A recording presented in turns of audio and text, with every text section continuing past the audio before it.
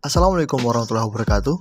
Perkenalkan sebelumnya, nama saya Dwi Agus Arya Primaputra dengan NIM 21811334182 dari Prodi D4 Administrasi Perkantoran Fakultas Ekonomi Universitas Negeri Yogyakarta. Di sini saya ingin menjelaskan mengenai analisis kepemimpinan yakni Presiden Turki Recep Tayyip Erdogan. Dalam kehidupan bernegara, dalam menentukan arah dan kemajuan suatu negara diatur oleh kepemimpinan yang diatur oleh pemimpin yakni presiden sendiri. Recep Tayyip Erdogan adalah sosok pemimpin yang sangat menjadi simbol kebangkitan Islam di kawasan Asia dan juga Eropa. Perjalanan Erdogan dalam memimpin Turki selalu dekat dengan kaum muslimin dan digadang-gadang menjadi tokoh muslim yang paling berpengaruh di dunia saat ini. Dengan politik Islamnya, Erdogan ingin mengembalikan kejayaan Turki di masa Kesultanan Ottoman dengan meyakinkan masyarakat Turki bahwa dengan Islam negara akan menjadi jaya dan juga maju.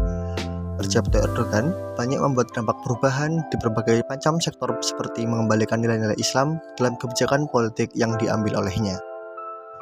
Recep Tayyip Erdogan atau lebih dikenal dengan nama Erdogan adalah presiden Turki yang menjabat sejak tahun 2014. Beliau lahir di Kasimpasa pada tanggal 26 Februari 1954 di lingkungan miskin di Istanbul, Turki.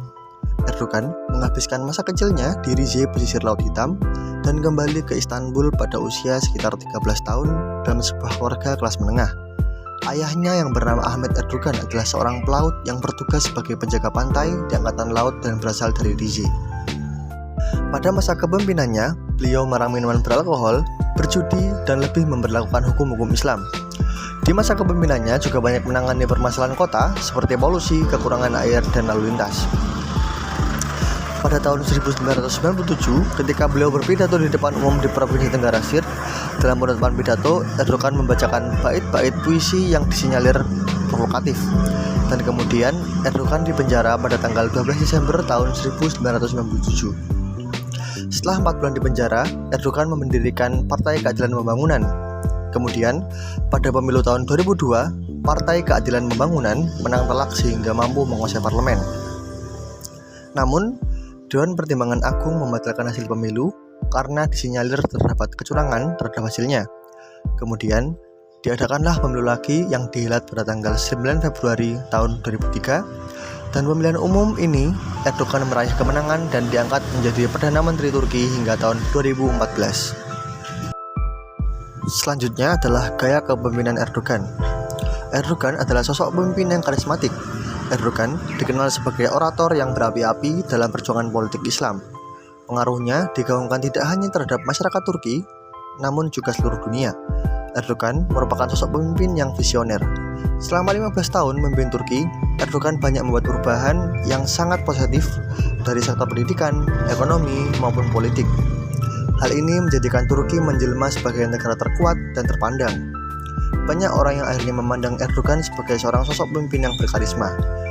Dukungan penuh dari masyarakat inilah yang membuat Erdogan tidak kehilangan semangatnya dan menjadi pemimpin. Turki di bawah pemerintahan Erdogan menghapus jabatan Perdana Menteri dari pemerintahan. Penghapusan ini menyebabkan kedudukan Erdogan semakin kuat sebagai presiden Turki, dan saat kemenangan pemilu yang menjadikan Erdogan sebagai presiden Turki seolah tidak ingin tersaingi oleh pesaingnya. Rezim Erdogan juga menyingkirkan tokoh pergerakan Turki seperti Fethullah Gulen yang dituduh sebagai dalang dalam kudeta yang gagal diluncurkan pada tahun 2016. Menteri Kehakiman Turki, yakni Bekir Bozdag, menegaskan sebanyak 1.840 kasus penghinaan Presiden Erdogan telah diajukan ke pengadilan yang mencakup jurnalis, selebriti, bahkan juga pelajar. Semuanya berurusan dengan meja hijau hanya dikarenakan mengkritik pemerintahan Erdogan. Selanjutnya adalah gaya kepemimpinan pelayanan. Erdogan dinilai sebagai orang yang sangat menawan secara postur tubuh dan mampu menampilkan kesan rendah hati dan melayani. Beliau menyajikan banyak hal, mulai dari menulis ulang konstitusi sipil, mega proyek, kota-kota baru, kereta api super cepat yang menempuh jarak sepanjang Mekah hingga Xi'an, jembatan suspensi, pembangunan lapangan-lapangan terbang, tax holiday, kanal besar yang sejajar dengan jalur air, Bosporus, serta iPad untuk semua. Dan pasca kemenangannya, majalah Times mengidentifikasi Erdogan sebagai seorang Islamis moderat dan tegas membela demokrasi sekuler, serta pemimpin dunia yang paling berpengaruh. Bertahun-tahun menguasai Turki, seakan kejayaan Turki sudah mulai menjadi kenangan belaka. Lawan politik Erdogan menuduh Erdogan sebagai sosok yang ambisius, haus kekuasaan dan juga otoriter. Selama 18 tahun Erdogan menjadi pemimpin tertinggi negara, Turki membuat ia terlena dan lupa diri. Nepotisme dan invasi yang tinggi, serta pembangunan yang terkesan menghambur-hamburkan uang menandakan Erdogan kurang bisa konsistensi dalam memerintah dan terlena dengan materi duniawi. Erdogan merupakan pemimpin yang berwibawa. Keberhasilan memimpin dalam memimpin suatu negara dibuktikan dengan karya nyata yang telah dibuatnya saat memimpin.